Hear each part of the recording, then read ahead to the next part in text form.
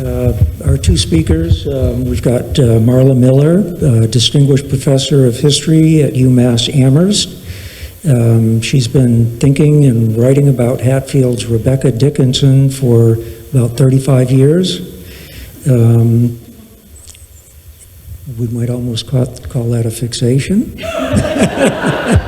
but we won't. Prize-winning historian of U.S. women, work, and material culture. Professor Miller has published 4 books, 2 edited collections, and numerous articles. She's delighted to have returned in recent years to the fascinating story of the Hurlburt family's piano scarf and what it has to tell us about women, memory, historical perspective in the 19th and 20th century Hatfield. Meg Baker is a curator of the Hatfield Historical Museum, a textile conservator, specialist, and having previously worked on the Rebecca Dickinson's embroidered coverlet in the collection of Memorial Hall in Deerfield, Meg is also thrilled to reconnect with Rebecca and with Marla over this piano scarf. Her piece tonight will focus on the object itself and how it was made, how it was used, and how it has been conserved. So I think we'll open it up to Marla. Are you starting?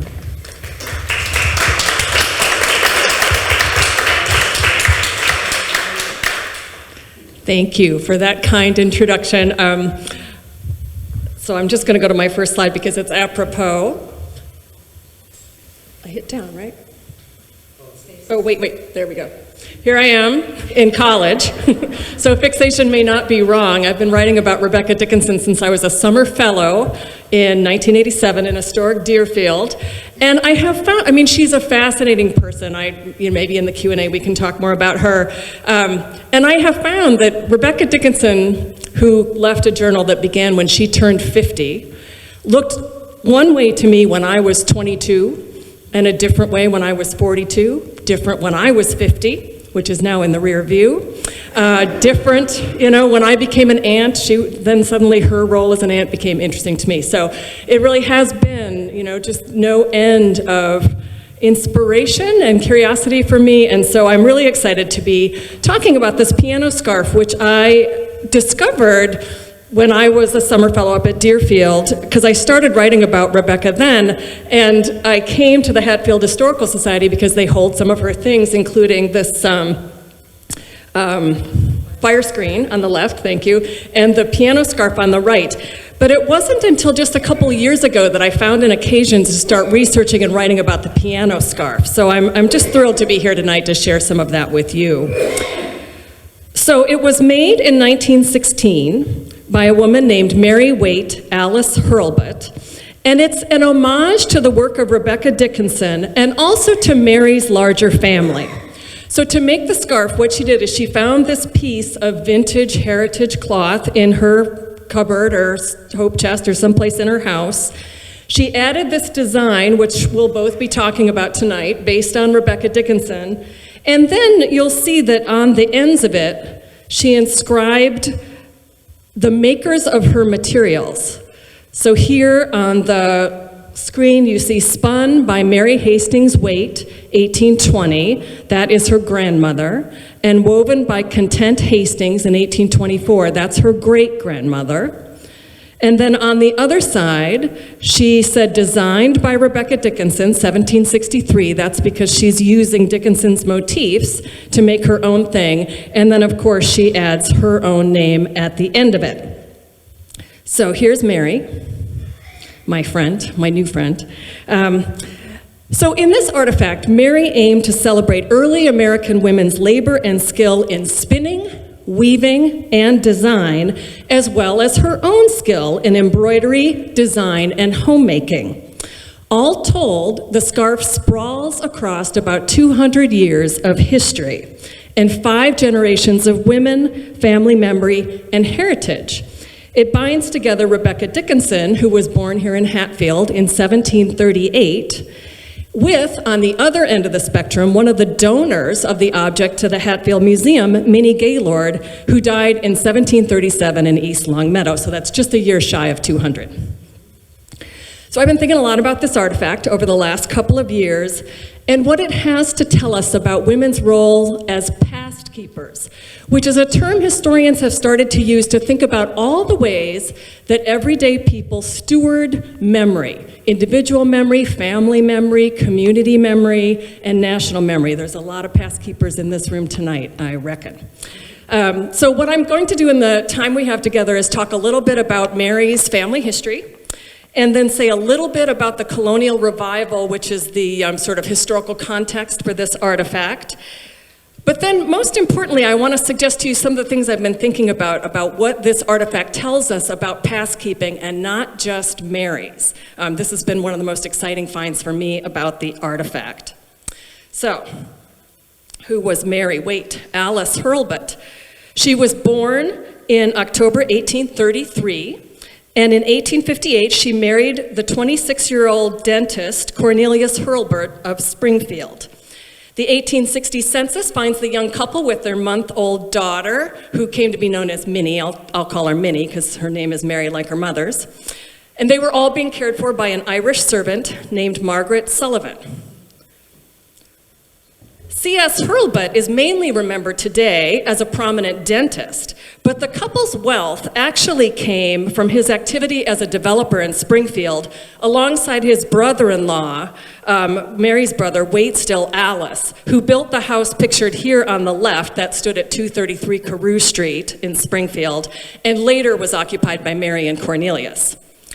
A biographical profile published in 1885 notes that during the, quote, many and busy years of his professional duties, C.S. Hurlbut had, quote, built many houses and blocks in the city, notably the Vendome Hotel, which was a big deal hotel in 19th century Springfield, and he also built what's described as a handsome granite block that housed his own dentistry practice and a lot of businesses around town.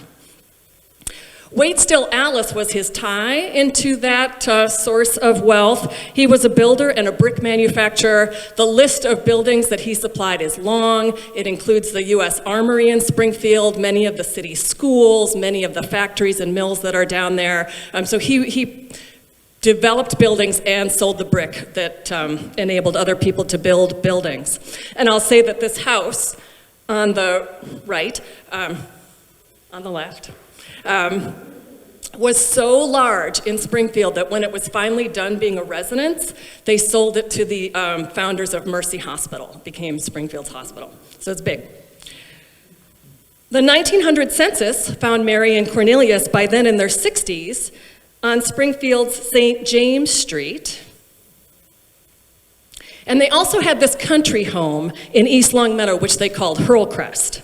This is where Mary was living in January 1901 when she was widowed after Cornelius died suddenly of pneumonia. By 1907, Mary had been shifting among her own 2 homes and the homes of her children. Her son, Cornelius Jr., and her daughter-in-law, Marion, built a home also in East Longmeadow, next door, I think, in the colonial revival style when they called it Overlook. And you just get a sense of the colonial revival interior that was kind of the aesthetic of the family at the time. And then up top is Marion's sweet shop, which is just too cute not to show. I just can't resist it. She's sold candy. So thinking about the context of the colonial revival, why make this in 1916? How might Mary have come to this idea? So that story has 2 main contexts. One is the Deerfield Society of Blue and White Needlework. Has anybody in the room heard of the Deerfield Society? Handful, that's great. And then also the Daughters of the American Revolution, or DAR. Do we have any DAR folks in the room? Very good. So thinking about the colonial revival, that started in the 1850s and really continued on through the 1920s. So over those decades, the revival had different priorities and different forms of expression. The early revival had a really feminine feel, like around the era of the Centennial of Independence in 1876. Period rooms, like old-time kitchens and old-time parlors, were popular, and women recreated textiles in what they called old-fashioned techniques like cross-stitch, crewel embroidery, and rug hooking, which appealed in that it conjured up for those makers a sense of a sort of simpler, nobler American past. If you think about what's going on with women in those decades, it's the suffrage movement, there's immigration, urbanization. The world felt really unsettling, and especially among rural women, being able to sort of retreat to the artifacts and practices of early America was comforting for a wide swath of the public. A lot of this work specifically celebrated early American women's labor history, so that, as one woman wrote, quote, "the work of our foremothers should not perish from the earth." When founding its museum, the DAR, which they founded this museum at inception, focused collecting on what they called the relics of the Revolution. And the curator, who you'll hear a little bit more about later, Alden O'Brien, told me that the earliest waves of donations to the museum were not pieces of fine needlework that were celebrated for artistic merit or aesthetic achievement. Instead, women sent everyday towels, blankets, bed sheets, just regular textiles that they had laying around their house, because they were documents of their foremothers' labor and skill. Donors wanted to document all the details of making, and you'll see here are some images of the kinds of notes that come with artifacts. Oh, now I've gone too far there. People would donate artifacts and then set down all the details of their making. Some of them even have, like, this was spun from sheep that grazed on that meadow. Like, they really want you to know what work went into this stuff. So around the turn of the 20th century, the movement shifted a little bit and began adapting colonial designs for modern living. An important center of arts and crafts production in the colonial revival emerged in Deerfield, where a handful of women from Boston and Chicago worked alongside longtime residents to create objects for sale, textiles and baskets and rugs and things like that, that tapped colonial style in ways that would be appropriate in contemporary homes. So in July 1916, which is the same year that Mary made the scarf we're talking about, Deerfield hosted its 17th annual Arts and Crafts exhibit. They had been at this for a while, and it would look something like this. Did Mary attend that summer? You know, she's back and forth between Hatfield, Springfield, East Longmeadow. I'm sure she was very familiar with everything going on at Deerfield. Might she have seen something there that inspired her? Was she motivated by one of their popular items? They made a lot of dresser scarves. They made table mats. This is a pillow cushion, right? So these are not, table mats were not a colonial thing, but Victorian people wanted table mats, so they used these colonial styles to make them. Same with the pillow cushions. So I'm thinking Mary might have seen these things and thought, wow, I'd like to have a piano scarf in my house. I have all of those sheets. I know about Rebecca Dickinson. I think she's starting to put the pieces together. In doing so, I think she tapped other trends in the colonial revival. In all of that cross-stitching, for instance, I think she's connecting to the long sampler tradition. Now today we think of samplers as so obviously associated with the colonial period, it's hard to imagine there was a time before people were thinking about them. But it wasn't really until the early 20th century that samplers got rediscovered. There was a big exhibition in 1913 that was put on by the Society for the Preservation of New England Antiquities. You might know them today as Historic New England. And they had collected samplers from the members of the Massachusetts Society of Colonial Dames and put on a big show. And that really put samplers on the minds of people. And so people started pulling out their samplers. We have one of those. An article in the Boston Herald heralded the return of the sampler as family heirlooms preserved for sentimental reasons started to come out of drawers, come out of cedar chests, and began to be appreciated for their aesthetic merit and the evidence that they showed of lineage. Women who looked backwards and forwards drew inspiration from these samplers to create contemporary art. And I'm just going to show you this one quickly because Mary Parker was an artist working in this period in the sampler style. And she was so well received that she was commissioned to do, this is the cover for the magazine House Beautiful. But samplers were so trendy at that time, they commissioned her to do a sampler and then photograph it for the cover of the magazine. So this is where we turn to sampler making, or to the past keeping, because this is where we start to connect Mary's impulses, the colonial revival, her past keeping, with these historic materials. So again, to read this, this is where we see spun by Mary Hastings Waite, 1820, woven by Content Hastings, 1824. We're going to focus on them for a little bit. Born in 1740, Content Little married John Hastings in 1763. They were Connecticut people, but they moved up here to Hatfield, where Content's husband became the Honorable John Hastings, also known as Squire Hastings. He was a member of Hatfield's first Committee of Correspondence, and he remained in office almost nonstop from 1775 to 1807. He is famously remembered in the town history here in Hatfield as being the last man to wear a cocked hat in Hatfield.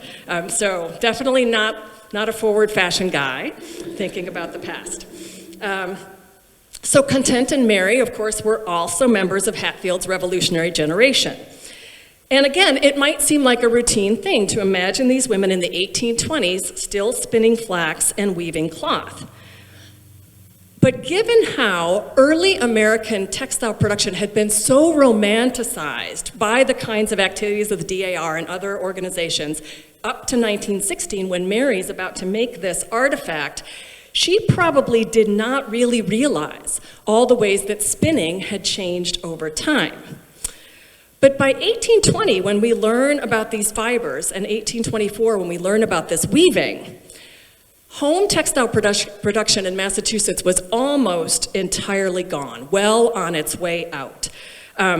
So that's worth thinking about. We're going to pause on that for a little bit. The cloth must have come to Mary with some sort of note, like this one, because she knew all those years later exactly what year the fiber was spun and exactly what year that cloth was woven. So that's a clue right there. Why was that recorded? Why did she have that information in 1916? And I have some thoughts about that we can talk about later if you want to. Whoever wrote those little labels, which we don't know, was the first curator.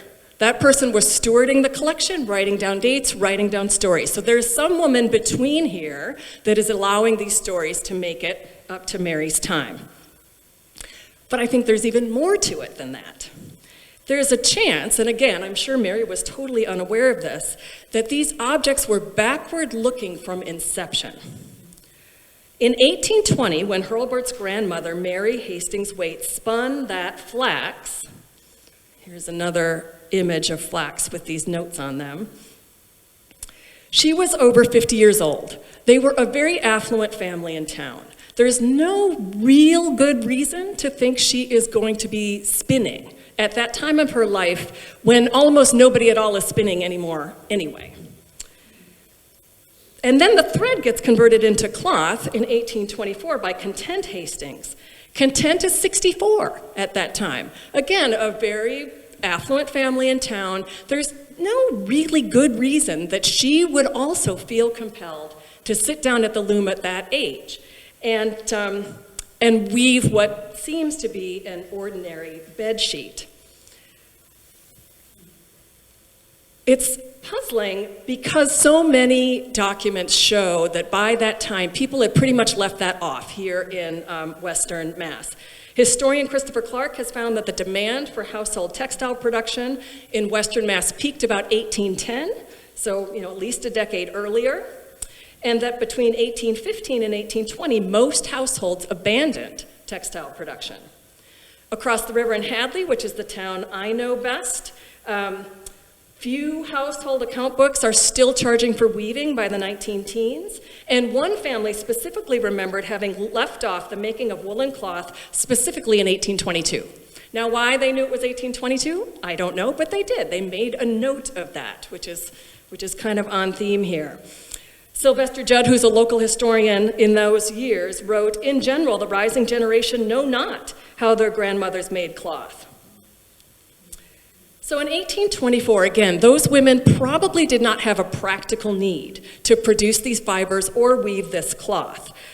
And Alden O'Brien, the curator that we'll talk about a little bit later, posited to me that perhaps those women, even as they were making those things, knew it was the end of an era. Maybe they were showing granddaughters, like, this is what we used to do, or they were just taking pride in work they used to do and enjoyed and still wanted to do, but they probably weren't just making bed sheets. There's probably something more to it than that. So then, turning toward the other end of the scarf, oh, here's a nice close-up of that beautiful woven cloth. Turning to the other end of the scarf, and Rebecca Dickinson, that's a little bit more removed. So she is not now using heritage textiles, she's recreating Dickinson's design in her own hand, adapting her work. Early Hatfield was not a big place. That won't surprise anybody here. It's not a giant place now. It wasn't a giant place then. So all of these women on the scarf knew each other. And if you look at the diary of Rebecca Dickinson, which is held up at Memorial Libraries in Deerfield, she has several references to the Hastings family as she goes through her diary, writing down her daily life. One entry from April 1788 reads, "Yesterday was buried the beloved and much lamented child of John Hastings, a squire of this town. He was the youngest child, aged 2 years. 4 brothers and 4 sisters followed him to the grave, making great mourning." So we know all these people were constellated in the past and reconstellated now on this piano scarf. Hurlburt was also really familiar with Dickinson's needlework, which had descended in her extended family, the Waits. The historical value of these artifacts was also really well known in Hatfield and in the Valley. In 1889, for instance, Dickinson's bed hangings and that fire screen you saw earlier had been included among the, quote, relics on display at a meeting of the Pecumtuck Valley Memorial Association, courtesy of their then owner, Carrie Billings, which might be a name known to history-oriented folks here in town. Dickinson's needlework was shown among a collection of antiquities of the, quote, early settlers, including a looking glass said to have come over on the Mayflower, powder horns from both King Philip's War and the American Revolution, and other heirlooms, once family heirlooms, now community heirlooms. So just a few years after that, in the 1890s, Hatfield's Ellen Miller, together with Margaret Whiting, founded the Deerfield Society of Blue and White Needlework. By 1905, Whiting had sketched Rebecca Dickinson's headcloth for the Society's craftswomen to interpret. So this is Dickinson. She's got a lot of, well, not a lot, she's got several pieces of really spectacular needlework. This one on the left is the headcloth for a set of bed hangings. Here are these coverlets, and of course the fire screen again. Do you want me to go back? Yeah, I mean, I just have one of these. So that one motif.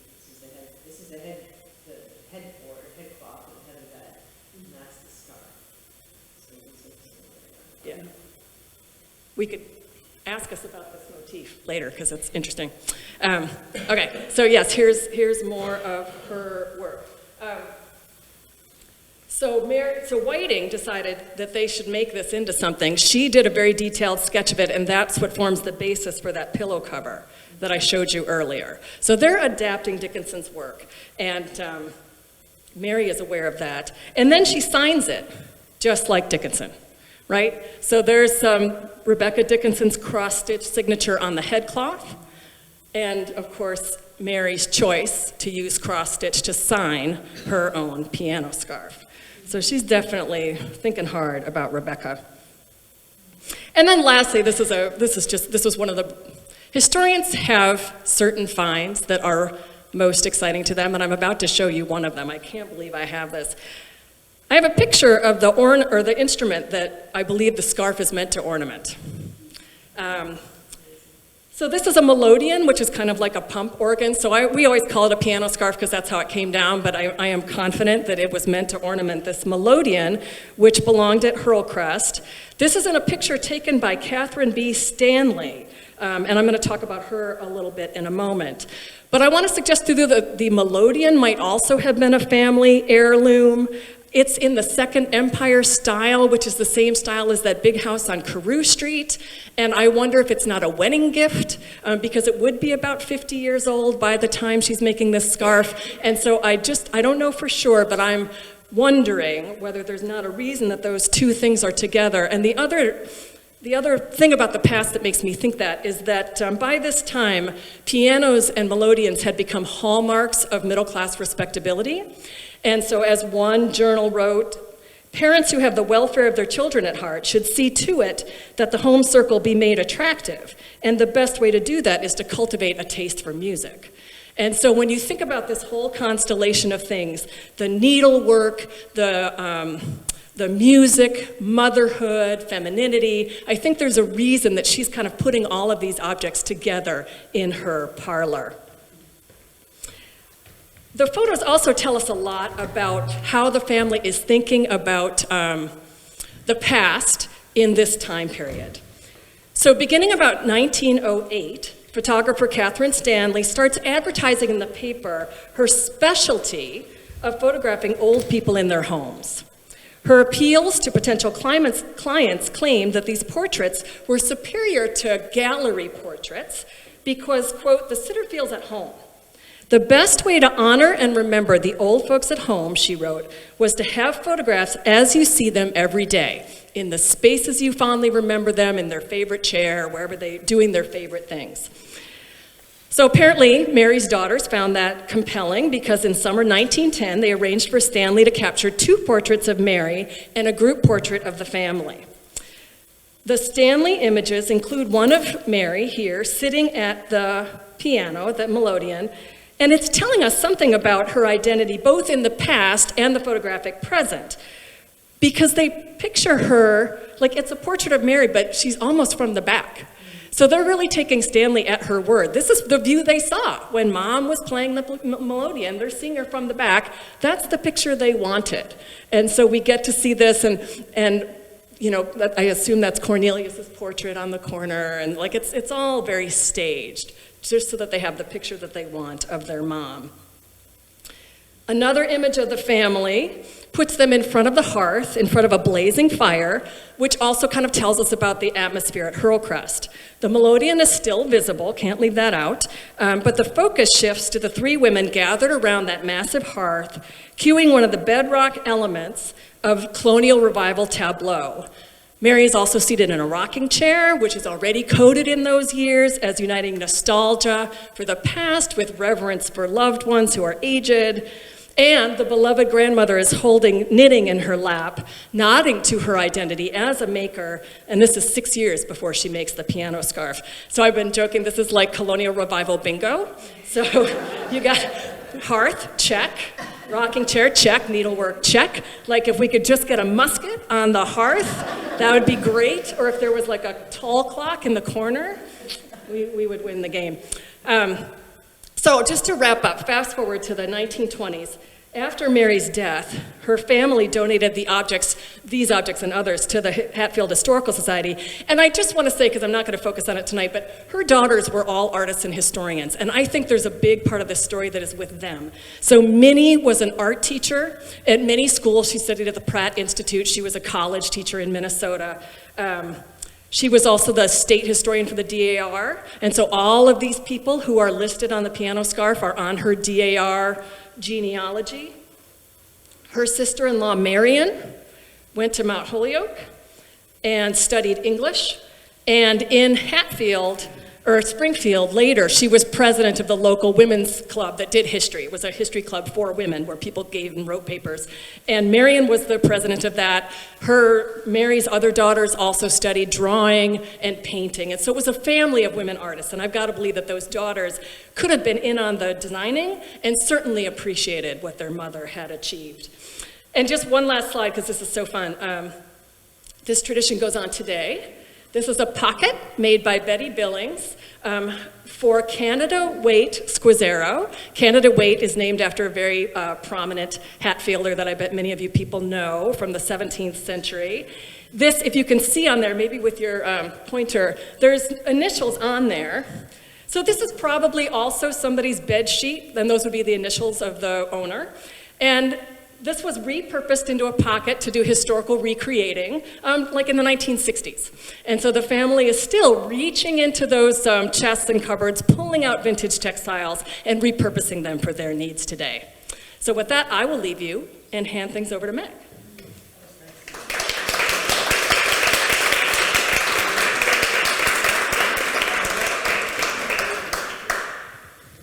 It's very tempting to stay on this slide because I'm not familiar with this textile, so I'm very intrigued by that. Okay, so I'm going to talk about the object itself, and I'm going to start with flax. So this is what a flax field looks like. Flax takes 100 days to grow. You plant it in mid-April, you harvest it in mid-July, and it would be this beautiful, beautiful blue field. We don't think of that. You know, when we think about flax, you think about usually unbleached linen, but it's blue when it blooms. So that's lovely. And I have no idea where the flax fields may have been in Hatfield, but one of the things that you need to process flax is water. So this is the Connecticut River, and this is water-logged places in the fields. So I wonder if somewhere in the records we might be able to track down where the flax fields were, because once the flax is harvested, you have to pull it up by the roots, and then you have to pull it through this to like a big tooth comb. That gets the seeds off that you'll save for next year. Then you have to soak the bundles of flax in water. It's called retting, and it's basically rotting off the outer husk. So it doesn't make sense that your flax fields would be too far from water because you need it. So if anybody in the farming community in Hatfield might know, that's a likely spot. I don't know where they are, but I'd love to. Then it goes through many, many hands. It takes basically a year to go from seed in the ground to when you have a piece of fabric that you can use. And a lot of it happens outside. So one of the things that's really interesting about this is, as Marla was saying, so much connection to femininity, to women, to women's work. But the making of textiles is everybody's work because everyone has to wear clothes. They want to be comforted at home. They need to be shrouded when they die. It's around us always. So there's a whole component that is work in the fields, which was men's work. This was part of everybody's life. So you'd go through the growing process, the raking process for the seed, then the retting process, and that's already 3 stages. Then it has to be broken. This is a breaking, and this means basically you put the flax in here, this part goes up and down and up and down and up and down, and breaks the outer husk off of the flax. Then you need to scutch that husk off. It's basically like a big flat, it's a wooden knife but without a blade, and it's just basically scraping off the husk. Then you heckle the inner matter into usable thread, and then finally you have something you can bring inside. And that's a whole process. A lot of that is men's work. It's more arduous work. Then finally, you can move it from the barn to the house, where you can have it spun. This is a flax wheel. There's some pieces missing. We have more complete wheels. We think of the big great wheel, the big tall wheel that's very colonial. If that had been in the picture, that's another like colonial, bingo. And that's a wool wheel or a walking wheel. This is a flax wheel. You would sit perpendicular to the wheel. There's usually a little foot pedal thing here that generates the spin on the wheel. So different kinds of wheels, and we have this over across the way. Once you've spun it, then you have to put it on one of these winders to sort of get a skein, and that also lets you measure how many yards you've spun so that you can then do the calculations necessary to figure out how much yardage you're going to get. And this is one of those flax pieces, same provenance as the ones that Marla showed. We don't have a lot of looms in the collection, but this one we do have. This is a big floor loom, but this is a loom that must date. I haven't gotten too close, but there's no flying shuttle, so they were using a throne shuttle. Before 1773, shuttles for looms, I'm going to turn this off. A shuttle for looms, you had to switch the shed. There's over, under, over, under, over, under, over, under. And there's two, so you'd have threads that were over and threads that were under. And you'd have to throw your shuttle with your yarn. You'd throw it in this side, and then maybe you'd go reach it in that way and pull it. And it just took more time. And then you'd shift the threads, pull the beater bar. I'll point to the beater bar. Come to the Farm Museum sometime and see this loom. It's great fun. Turns the thread right around. This is the bar here with all these little tiny teeth. That's the part that gets pulled back for you to tighten it up. So what happens in 1733 is that the flying shuttle gets invented. It's amazing. It revolutionizes, yeah, the production of textiles, period. It is as big a deal as the invention of the spinning wheel back in the 1300s. It's huge. There's wonderful videos. If you go on Wikipedia and find the Wikipedia entry for flying shuttle, you'll see wonderful examples of someone using a flying shuttle on a loom of this style, and also vintage footage of industrial mills that you then understand why in the Industrial Revolution, the Industrial Revolution is a textile revolution first, and then the way that the mills are now. The flying shuttle allowed you to have this, come on. Oh, I changed it to cat chase a mouse mode. Let's see if we can get back here. There we go. So this is a much slicker design. It has these metal reinforced ends. The bobbin full of thread carries here. And there's a little catch, which is not on this machine, where there's like a little trough that goes across, that the flying shuttle goes back and forth and back and forth and back and forth about that fast, because it has a piece that comes up, and you're just basically just going whoop and beat the back, whoop, beat it back, whoop, beat it back. It's so fast. I can't explain it very well. And I couldn't put a video in the slideshow, but I'm telling you, go to Wikipedia and Google flying shuttle. It's really cool.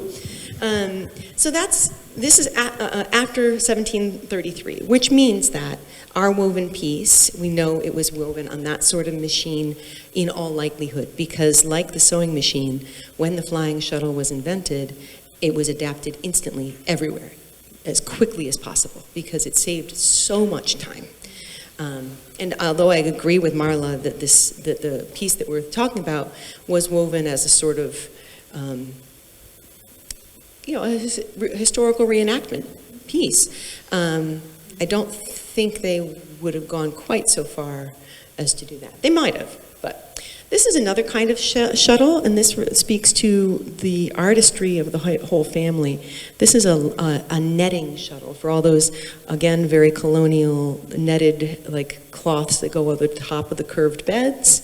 That's a netting shuttle, and it has her Mary Waite inscription on it. This is a linen cloth that belonged to Sophia Smith. It was donated last year by the Smith College alumni. It has the her little SS there for Sophia Smith. I think this is a pillowcase. One of the things that Marla mentioned was the repurposing, and I can't emphasize enough how likely that is and how important that is to think about when we think about textiles. They were so labor intensive, and they carried so much emotional weight because of that. This is something that you spent a year working on so that you could have a new shirt, and like sitting at the piano, you might have watched your mother weave night after night after night, because it was just part of every day, or spin, or worked with your family in the fields. This was such an important everyday part of life, and it was so intensive that it was used until it wore out. Things get repurposed all the time. So after 100 years of waiting, which Marla's just been through, we finally get to 1916 when this item is combined all together. All the pieces are in place. And then we cataloged it in 2016 thanks to a CPA grant, which we are very grateful for Town of Hatfield. Thank you very much. One of the things that's interesting in this, and I might duplicate a little bit, notice the discoloration on this side? And there's some damage on this side. Think about the picture of the melodeon that Marla showed, and think about how the light was in that picture. You know, and the picture of the fireplace, there's the melodeon, then the fireplace, then a window. So we're looking at some piece of damage from light or heat, which is really interesting how these things tell us what happened to them. There we go. So the construction details. This is me conducting the first construction survey of this that I did. All of the edges are hidden. These are all double layers, and this is a quadruple layer, where the raw edge of the fabric is folded up in under on the back side, right there. And then it's stitched to itself. And there's this pulled thread work where I don't know if this was Mary doing this work, or the pulled thread work could have been done earlier as a plain piece, you know. It doesn't have any other embroidery mark, so I think it may have been taken from a sheet, but if it wasn't from the part that had the marker on it. The reason you did that is so that when you were washing them, and you'd get together and have them, you know, washing was a whole nother long, big process. And then you knew which ones were whose. You also wanted to rotate your incredibly valuable work that you've done so hard to make a linen sheet. So you would want to sort of cycle them through. So pulled thread work, that makes this lovely, airy, little delicate edging. And that's that. So the pattern by Rebecca Dickinson in 1763, but we know that this was put together later. And this is the little blue outline. See that? So if you ever you ever traced anything? This is traced. So whether it was an original pattern that Rebecca Dickinson had drawn, or whether it was put together later by Mary, it was traced on the textile before it was stitched, which is incredibly common in the era. You know, it just makes sense. It's hard to keep that much in your head all at once, and you want it to stay there when you have, you know, put the effort into doing the design. And then these are just more details of all the crewel work that goes into that. And we saw all these designs on some of the other pieces that Rebecca Dickinson did. Here's the backside.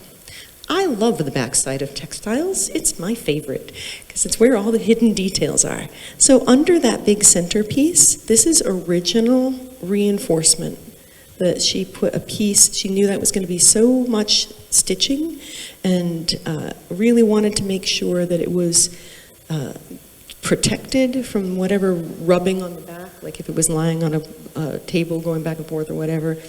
And there's also some pieces where it looks like through here where she has stitched through both the original cloth and through some of the reinforcement. This is a very, very thin, fine cotton material. And you can see the basting threads where she's held it in place. And this, you can see the back of the stitches. What I want to show here is the color. The color has really stayed fast, surprisingly so. It's interesting because on one of the ends, There's a lot of color loss in the cross-stitch, but in the central design, less so, which means that it was more protected from light.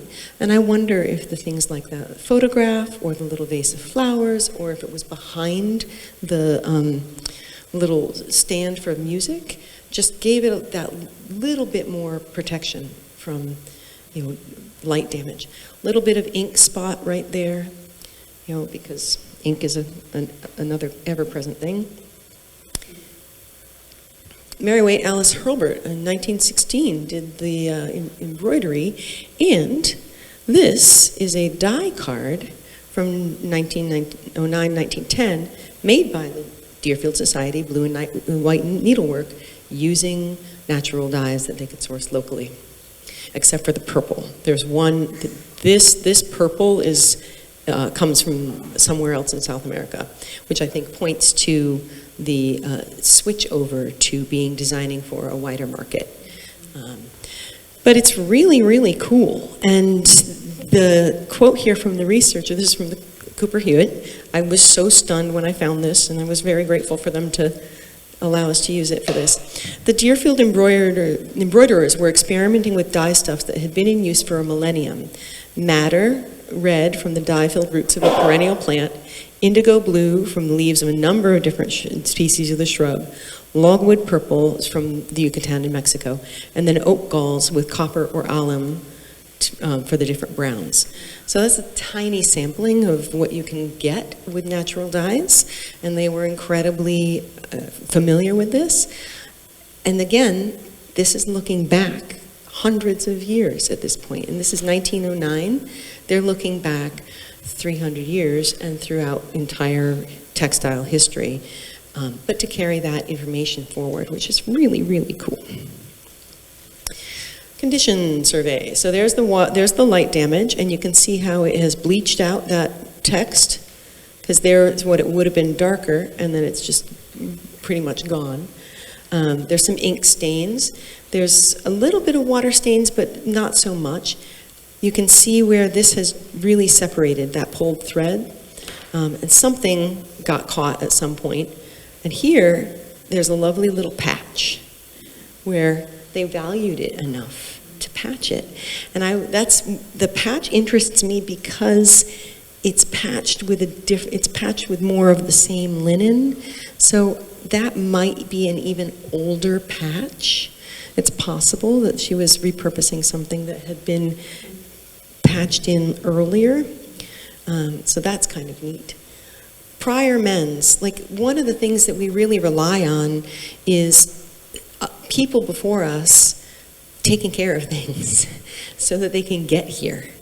And so anytime I can document other work that prior people have done, I'm so grateful, for this little cotton. This is cotton lawn.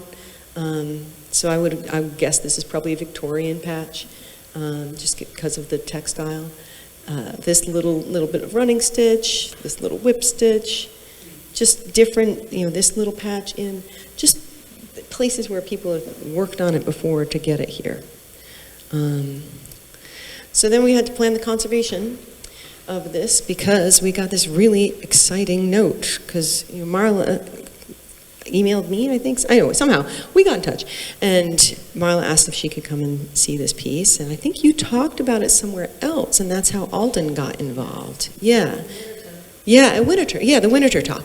Yeah, and so then Alden, got the idea of there's this really, really exciting piece up in Hatfield, and so that's when Marla, I think you introduced Alden and I, and then Alden asked if it might be possible if this could come down to Washington, D.C. and be part of the DAR exhibit. Boy, was that exciting to all of us here. But in order for it to do that, it had to be strong enough to travel. And so there was a whole conversation, a lot of time with myself, thinking, and research, but also thinking, okay, how do we make this? How do I make this safe and strong enough to travel and be on an exhibit and maintain its integrity until some future person can be grateful for what I did? May they be grateful for what I did.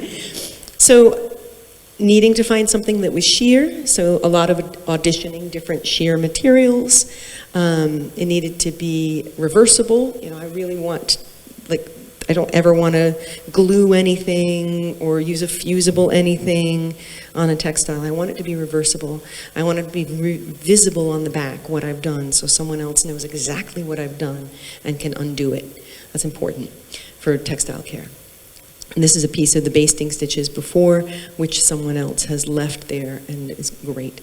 So it also needs to be non-reactive. It needs to be acid-free. So it's one of the weird things that we think about these wonderful textiles and the instinct. Of course, we use the same thing to mend them, but that often comes with a lot of risk to them if we use the same thing. So the best thing to mend this was a completely inert polyester sheer ribbon, like you'd use for wedding bouquets or things like that. But I still had a real tough time finding the right color and the right sheer. So this is how sheer it is. It just was a lot of slow work. So all along the entire length, there's this wide ribbon that I have basted down, and then I've taken smaller stitches through to keep it in place. So there's 4 lengths of stitching along every single edge of that piece. And it took a long time. One of the things about this sort of work is, like the work in making it, you can only do it for so long. Otherwise your back gets tired and your hands get tired and you have to do something else, or you're going to make mistakes. Something is going to go wrong in your weaving or your knitting or your embroidery or your anything. You just have to pace yourself. So I could only work on this for a couple hours at a stretch. I knew as soon as I wanted to start taking bigger stitches, it was time to stop for the day. But eventually we got it done. And this is one of the things. You know, this is what it looks like on the back. I've lined the whole thing. Every time there was a weak spot in the fabric, I reinforced around that. And this is what it looks like from the front. So my goal really is for it to be invisible. Because my job is to help what they did shine. So that's another example of it. There's the little piece that I'm reinforcing. There's another piece up here that's just very thin, and so just really taking care to make sure that it'll last for another long time. And then this was sheer enough for me. I could have, it's okay. So this is in Washington D.C. last weekend.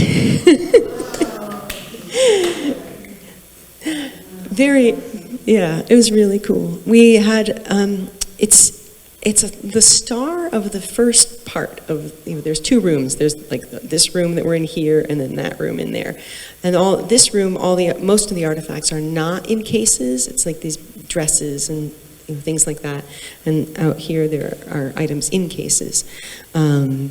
It's a longer piece, and one of the conversations that Alden, there she is, Alden and I had was how to display everything that the piece has to tell without having the length of space. And we spent a long time thinking about folds and drapes, and could they put it over a piano? No, they couldn't. They couldn't put it over a piano. They wanted to, but then the time and space mostly there. We were like, we can't put a piano in the exhibit, okay?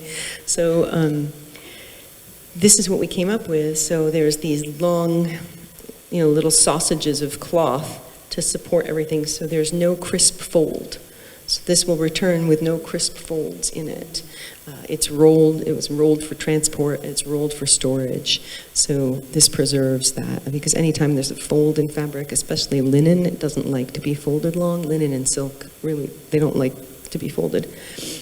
This is that worn corner. If I go back, do you remember the worn corner, or do you want me to go back? I'll go back quick. Boop, boop, boop, boop, boop, boop. Not that far. This worn corner, where there's a big gap.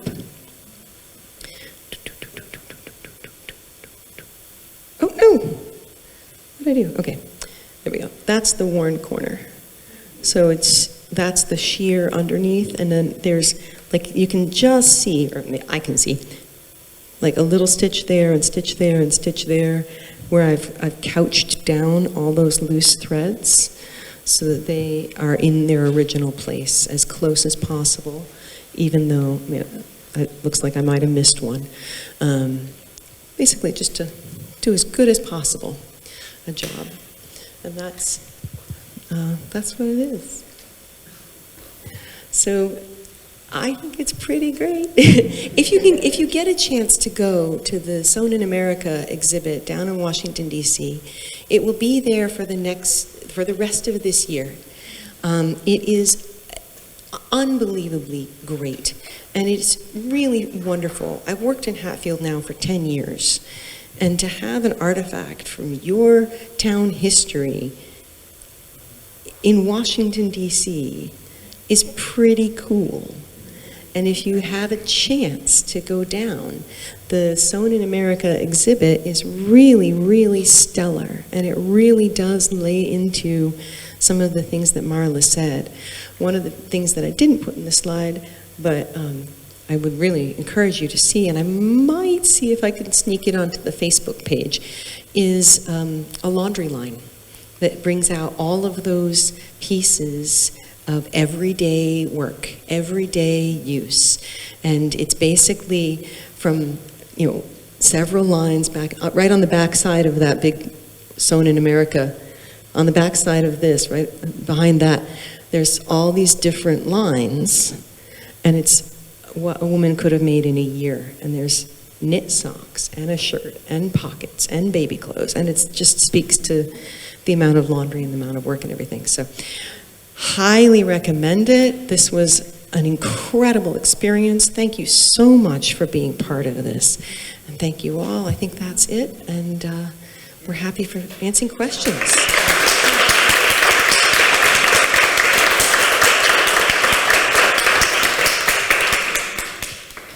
Do you have a question? Okay. Do you want this still on? What do you want? I don't know.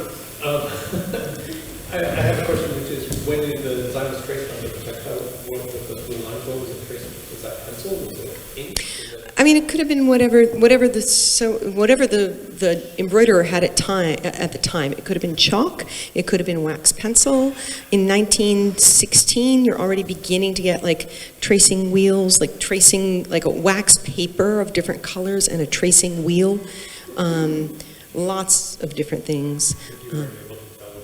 No, if I had access to a really nice chemistry lab, then maybe, but, not so. Yeah. I was wondering about the throwing Yeah. shells and the flying shells. Yeah. Whether looms require significant modification to adapt, or they can just be used instead of. That's a great question. A flying shuttle needs an entirely different, loom piece. I don't know if they could have adapted a thrown shuttle loom to a flying shuttle loom, because you need there's a whole nother piece. I mean, maybe it's like changing a gasoline car converting it to biodiesel. Maybe that'd be cool. I don't know. You should try it. Other questions? Are you questions? Yeah. Is there any spot you recommend if we have heirlooms to donate them to? Oh. Okay. Yeah. So this is one of the reasons I'm the curator here is because textile conservation is my specific background. And when I was working at Memorial Hall on a textile conservation grant and working on the Rebecca Dickinson's coverlet, that's how I wound up there. So the first thing I would suggest, email me, we can chat. Because there's a long conversation to have there about if you, like the worth of textiles, the emotional worth of textiles, if they are a family heirloom or just a thing you love, and how you might want that preserved or displayed or cared for. That's a long conversation.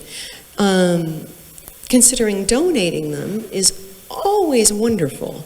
And for that, figure out what the provenance is of it, where might it best go. You know, if you happen to be in possession of your great-grandmother's beautiful handmade, you know, whatever it is, and she spent her whole life in Chicago, does it belong in Chicago?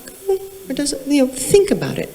Or do you want that story held locally? And like this was, you know, lots of conversations. Donating textiles and donating anything to the Hatfield Historical Society, you can email me, you can bring it by on a Tuesday, although not the next couple of Tuesdays I'll be away. And then it's a conversation about, does it fit, you know, what story does it bring to the collection?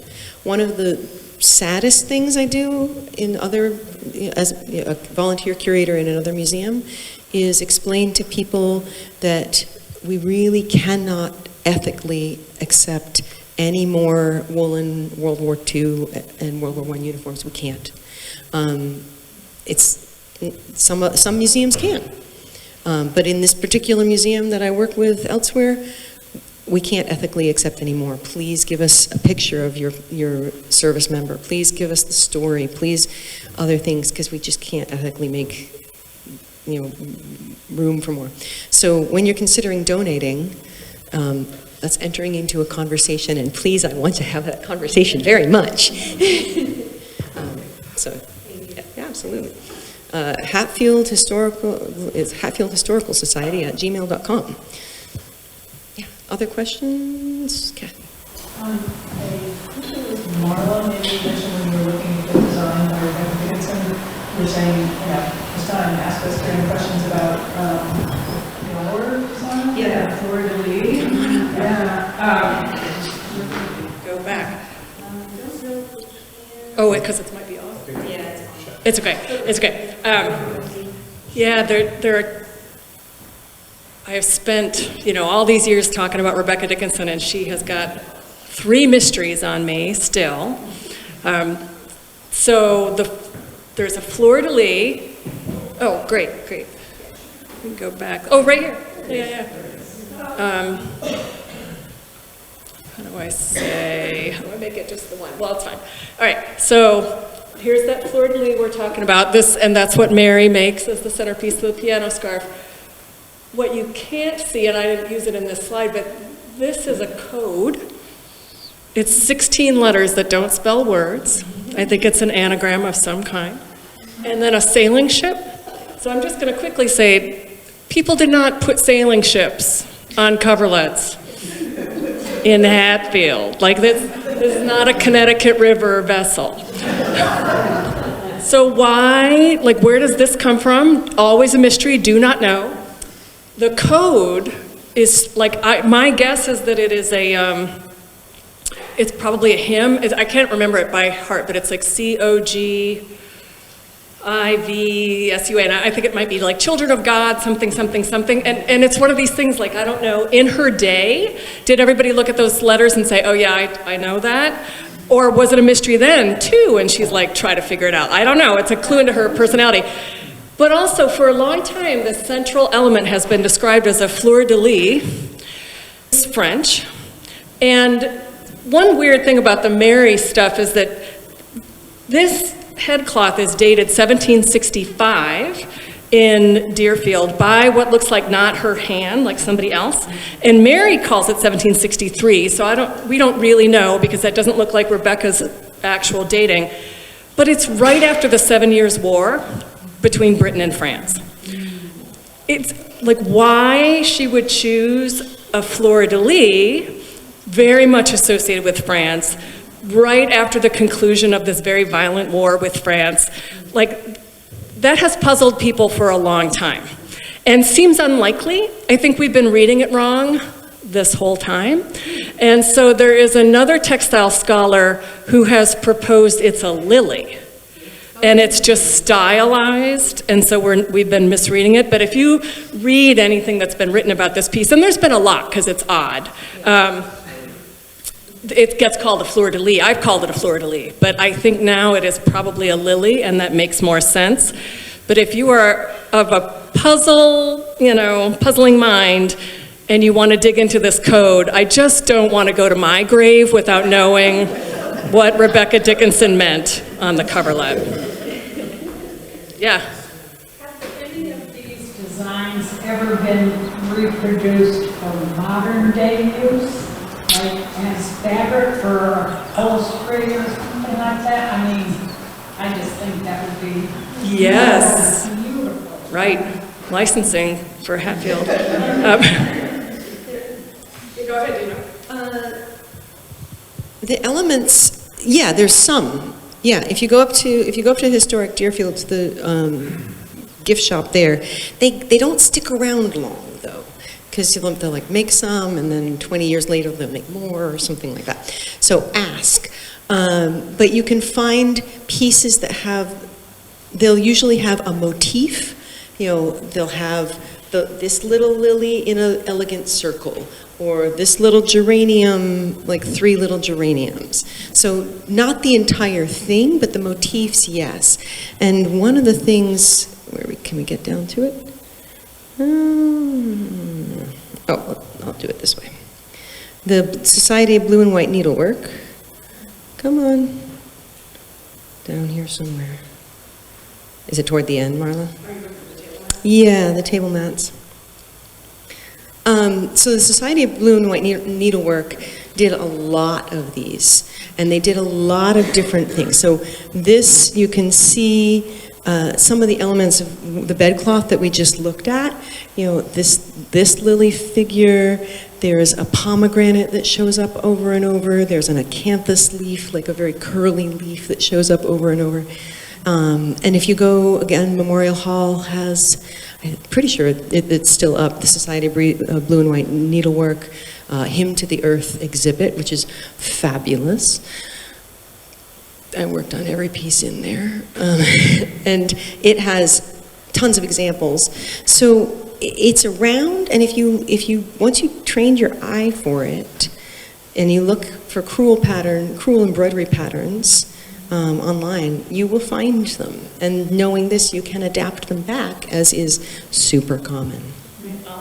Just add to that, if you're a skilled stitcher, there's a book by a woman named Marjorie Burnham Howe, H-O-W-E, about the Deerfield embroiderers, and she draws some of these floral motifs big and talks about, like, this is filled with this stitch and that is filled with that. So, like, that, I don't have enough skill to do it, but if you know your embroidery, you might be able to just use Marjorie's book, which was published in the 1970s. So it's not that old, it can be had. It was huge in the 1976 colonial revival, massive. So crewel embroidery had this whole additional giant wave of popularity. Often, though, much more colorful, because it was in the 70s. Yeah. Everything old is new again.